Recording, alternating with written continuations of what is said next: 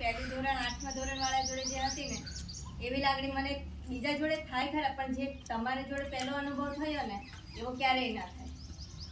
એટલે તમે જેવા મને મળ્યા છો ને તો તમે આના કરતાં એક આગળ જાઓ ને એવી હું દિલથી પ્રાર્થના કરીશ.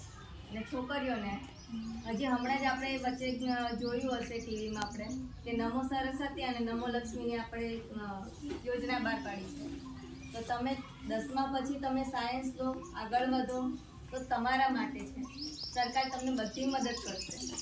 તો તમે ક્યારે ભણવાનું છોડતા નહીં. મેં મારા મેરેજ પછી પણ ભણવાનું ચાલુ રાખ્યું અને એટલે અત્યારે આગળ વધ્યું. તમે ક્યારે એવું ના છોડતા કે હવે 12મું પતી ગયું એટલે હવે ભણવાનું પૂરું.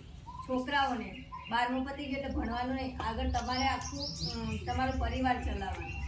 એટલે ક્યારે ભણવા માટે ક્યારે અણગમો નહીં રાખવાનો. કાયમ આવી રીતે આગળ વધતા રહો અને અમારા જેવા શિક્ષકોનું નામ રોશન કરતા રહો. તમારું કરો અને અમારું કરો. સરસ.